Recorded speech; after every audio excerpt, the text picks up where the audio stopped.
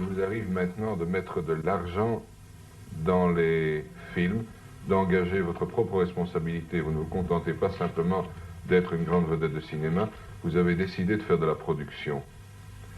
Alors, qu'est-ce qui vous a poussé dans cette voie? Bien d'abord parce que le fait d'être producteur, d'abord il faut partir du départ, je travaille avec une équipe très homogène et très complète pratiquement depuis 10 ans. Donc c'est des gens avec qui j'ai l'habitude de travailler, avec qui je fais pratiquement tous mes films. Donc nous nous connaissons tous. Donc c'est vraiment intime. Et lorsqu'on a un sujet, lorsqu'on a des acteurs, lorsqu'on a quelque chose qui vous plaît et qu'on a envie de faire, dans le fond, le fait de produire soi-même le film avec des gens que vous connaissez, avec des gens avec qui vous avez l'habitude de travailler, vous permet de faire sur un plan artistique, j'entends exactement ce que l'on entend, ce que l'on veut, c'est-à-dire ne pas dépendre de quelqu'un. Bon, dépendre sur un plan matériel de quelqu'un, c'est déjà délicat, mais sur un plan artistique, devoir rendre des comptes à quelqu'un sur la façon dont nous travaillons, et vraisemblablement, en général, 9 fois sur 10, à quelqu'un qui ne connaît rien à notre métier et au cinéma, qui se contente d'être un financier, ça pose des problèmes très délicats, et surtout des fois des problèmes très, très ennuyeux. Donc le fait d'être soi-même son propre producteur, son propre patron, sur ce plan-là, nous laisse toute liberté d'action, liberté de travail, liberté d'invention artistique. Une seconde.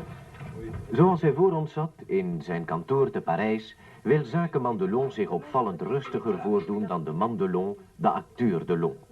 De kalmte van Mireille d'Arc daarentegen lijkt een aangeboren gave. Men moet er wel in geloven. Op haar palmares prijkt immers een grote onderscheiding. Onder leiding van Jean-Luc Godard draaide ze Weekend zonder 1 keer ruzie te maken. Wie doet het daarna?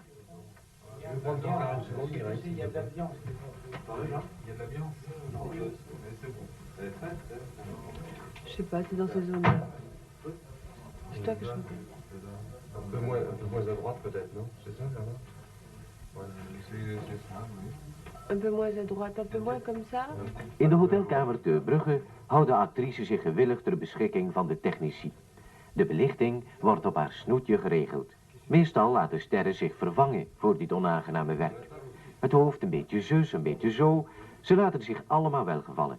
Zouden stille waters diepe gronden hebben?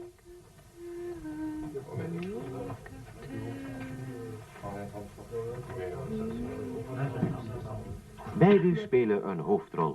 Men ziet ze veel zij aan zij. Tussen Alain en Mireille bestaat er nochtans een niveauverschil. Delon zit een stoel hoger. Champ vide, elle va durant dans le champ, tu vois, quand tu la couches, avec recul, tu vois, ça sera sur toi.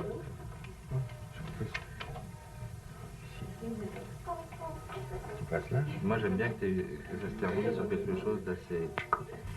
Vous aviez déjà tenté cette expérience avec un film qui s'appelait L'Insoumis. Oui. Est-ce que c'était le premier pas, si vous voulez? C'était le premier pas en tant que producteur et ça a été une expérience néfaste pour la bonne raison que malheureusement le film a été interdit dans le monde entier. Il est sorti, disons, 1 semaine à Paris, puis il a été censuré pour des raisons de scénario. Et donc c'était une expérience pour moi très néfaste et qui m'a coûté très cher, pas seulement sur un plan matériel mais sur un plan moral. Ça m'a beaucoup touché, D'ailleurs j'ai mis 4 ans avant de pouvoir refaire un autre film en tant que producteur. Est-ce que vous avez fait votre maison de production uniquement pour faire des films d'Alain Delon? Non, justement pas, et ça je suis ravi que vous me posiez cette question, je tiens à le préciser. C'est-à-dire que si vous voulez, une maison de production c'est un peu une construction que vous commencez. Donc vous avez besoin dans toute construction d'une première pierre, c'est un édifice que vous construisez. Il est un fait certain, c'est qu'au début, pour construire cet édifice, j'ai besoin d'un apport personnel, et mon apport, ça a été Alain Delon, acteur. C'est-à-dire que j'ai fait ce premier film en amenant Alain Delon, acteur. Bien, mais une fois que cette maison, que cette pierre va être posée, j'ai l'intention de continuer, j'ai l'intention de produire des films sans Alain Delon.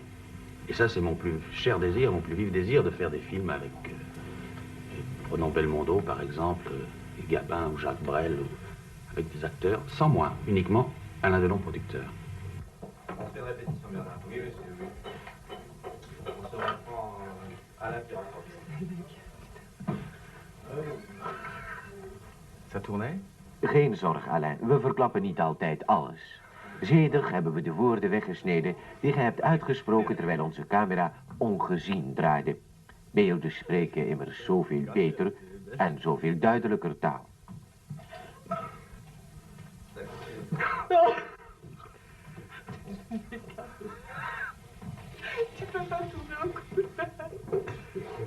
Alain se trouve où pour nous? Il va trouver quand même à sa... Maar laat dit werken zijn. Mireille houdt van Jeff, de geheimzinnige die gaat en die komt en die nooit wat zegt. Zou hij ook niet wagen. Hij beraamt een grote slag, de buit, een reusachtige partij diamanten. De lijdzame verliefdheid van zijn vriendin kan hij best gebruiken. Zij is, zonder het te beseffen, een gehoorzame medeplichtige. Alain Delon is uitstekend als cynische gangster die zich soms verraadt door een teder gebaar.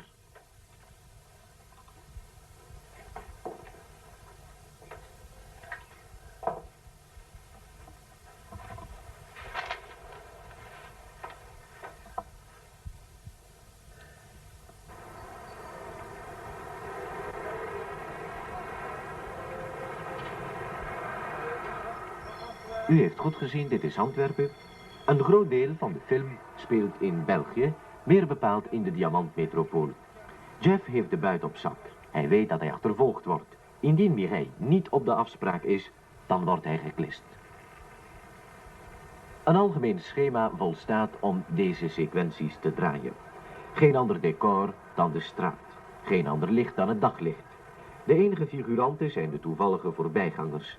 Later vinden die het misschien wel prettig of helemaal niet, wanneer ze zich op het filmscherm herkennen aan de zijde van een beroemd gangster. Met zijn eerste film als producer waagt Alain Delon zich dus aan cinéma vérité. Een relatieve waarheid weliswaar, maar die dan toch niet naar de studio zal ruiken. Zijn vlucht naar de vrijheid wordt gevolgd door talrijke camera's. Zo kan ze doorgaan zonder onderbreking. De beelden uit verschillende gezichtshoeken worden in de montage samengevoegd tot één aaneensluitend geheel. Gered. De wagen. Mireille d'Arc heeft woord gehouden. Ze is op de afspraak. Zij zal hem naar de vrijheid rijden. Het rendezvous tussen de naïeve geliefde en de gangster die haar misbruikt, doen we nog 2 keer over. We zien de scène telkens met het oog van een andere camera. De synchronisatie van de actie wordt geregeld bij middel van walkie-talkies. Tu montes dedans et tu démarres en gros dans la mauvaise direction. Ok? Aussi. Celui-là, là, sur le point. Il y a le clé sur la 404. Delon est... Oui, c'est ça. On est parti par là.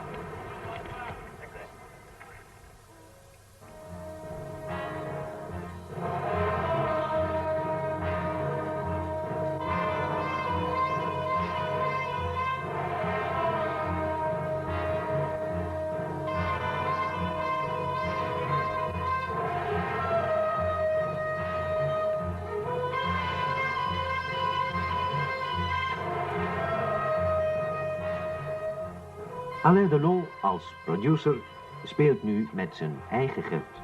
Dat verandert een mens. De jongen is een man geworden. Dat hij kort geleden vals beschuldigd werd in een moordzaak, heeft hem ook wat geleerd over de waarde van de roem. Alain Delon, vous nous faites de la concurrence là parce que vous avez votre petite installation de télévision privée. Vous êtes amateur de gadgets. Oui, je suis amateur de gadgets, je suis amateur de tout ce qui touche les gadgets électroniques. Vous voyez, il y a un magnétoscope, une autre télévision, des choses de téléphone, un peu de tout. Mais ça, c'est un gadget de luxe, mais c'est aussi un instrument de travail. C'est-à-dire, vous connaissez le principe du magnétoscope. Vous, le grand public le connaît moins, mais ça me permet, quand je dis un instrument de travail, ça me permet, lorsque j'ai certaines scènes difficiles à faire, de les faire devant ma caméra, de me voir sur l'écran, et de passer immédiatement ce que je fais, de corriger comme je l'entends, d'effacer et de recommencer incessamment.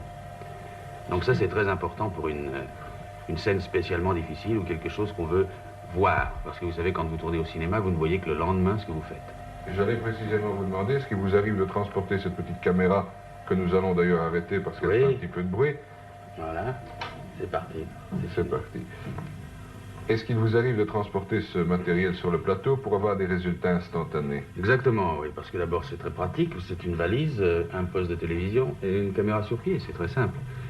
Alors vous le branchez n'importe où sur un plateau et en même temps que dans le même angle de prise de vue que la caméra, vous filmez la scène et vous la voyez immédiatement.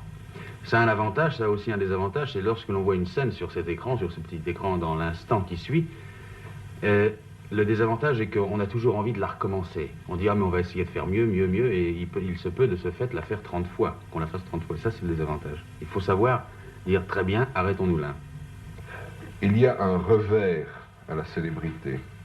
Il y a le fait qu'un jour vous vous retrouvez à la première page de tout grands journaux et on raconte plein de mensonges, plein de choses qui sont inexactes à propos d'Alain Delon.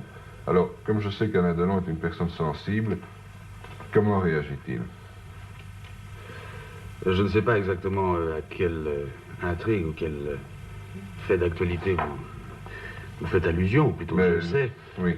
Je me refusais à le préciser, mais je peux... Je vous en sais gré, et je vous en remercie. C'est-à-dire qu'il y a plusieurs façons de réagir. Il y a l'Alain Delon dans la rue, si vous voulez, en public, dehors, au dehors, c'est-à-dire sous les regards, puisque ça se passe quand même comme ça. Et puis il y a l'Alain Delon chez lui tout seul, donc il y a deux façons de réagir. Mais en gros, c'est déplaisant, ça fait souvent mal, si vous voulez. Mais dans le fond, il faut considérer que ça fait partie d'un certain jeu et que ça fait partie de ce qu'on appelle le revers de la médaille. Ça fait partie des inconvénients du métier. Il y a dans ce métier, dans cette profession, il y a, lorsqu'on est Alain Delon, beaucoup d'avantages. Mais on ne peut pas avoir tous ces avantages sans, quelquefois, des désavantages. Et ça fait partie de cela. Mon Dieu, on le prend jamais sans une sorte d'amertume. Mais il faut se dire que c'est normal, il faut se dire que les gens sont comme ça, il faut se dire que la presse vous fait et vous défait, la presse vous construit et vous déconstruit, et que c'est, si vous voulez, ces choses dues, quoi. Mais je vous dis, on ne s'en sort pas sans laisser quelques plumes, je dis pas des plumes, mais quelques traces intérieures. Donc il faut essayer, quand je vous parle de l'Alain Delon dans la rue, de ne pas montrer, parce qu'il faut toujours, en plus lorsque c'est dans son tempérament, et c'est dans le mien, dans mon caractère, dans ma personnalité, plus on me tape dessus, plus on me persécute, plus on me pique, plus je redresse la tête et plus je cache que j'ai mal. Donc ça c'est l'Alain Delon extérieur. Chez moi, ça ne regarde que moi, ça ne concerne que moi, et si quelquefois j'ai mal, je me le dis, mais je me le dis à moi seul et à moi-même. Mais je ne le montre pas aux autres, parce que de toute façon j'ai le respect des autres, et j'estime que ça ne les concerne pas, et que ça ne les regarde pas, et que je n'ai pas à leur faire partager des moments difficiles ou pénibles de ma vie. Est-ce que dans ces moments-là, vous avez, comment dirais-je, vous êtes entouré, je le sais, de merveilleux animaux, et notamment d'un chien magnifique. Est-ce que c'est un compagnon à ce moment-là? Oui, c'est un compagnon, c'est des compagnons, parce que j'ai plusieurs chiens. Oui. Mais si vous voulez, dans ces moments-là, puisque ce sont des moments qui sont quand même assez présents dans mon esprit, puisqu'ils remontent à quelques semaines ou à quelques jours, si vous voulez, il y a quand même un petit animal qui était beaucoup plus près de moi, ou du moins chez qui j'allais chercher refuge, et ce petit animal, c'est quand même mon fils avant mes chiens. Et dans le fond, c'est un peu pour lui, à cause de lui, et par lui, que j'ai trouvé la force, si je puis dire, de sortir la tête haute et d'affronter, que ce soit et le public, et la presse, et le reste, et les autres, pour lui simplement, en le regardant, en pensant que finalement, tout ça ne devait pas l'atteindre, ne devait pas le concerner, ne devait pas le toucher, et que ma raison justement de me battre et ma raison de m'en sortir, c'était lui. Ça c'est une chose. Et en dehors de lui, évidemment, comme je n'aime pas spécialement les gens, enfin quand je dis les gens, en groupe, la foule, j'aime les gens un par un, en particulier, il faut les prendre séparément, mais dès qu'il y a mouvement de foule, j'ai peur, ça m'effraie, je n'aime pas ça, ils deviennent méchants, ils deviennent vindicatifs, hargneux, tout ce qu'on veut, même dangereux. Alors à ce moment-là, évidemment, c'est avec peut-être mes chiens, comme vous le dites, que je trouve une certaine sérénité, un certain calme, une certaine tranquillité. Parce qu'effectivement, peut-être parce qu'ils ont tout ce que les hommes ont, sauf la parole, puisqu'ils ont l'intelligence, c'est ça, je suis placé pour le savoir. Et il y a surtout une chose la chose la prédominante chez eux, surtout, c'est la fidélité. Bon, et ça, on le sait, on ne s'y trompe pas, et ils ne vous trompent jamais. Donc, c'est pour moi un réconfort moral important, énorme.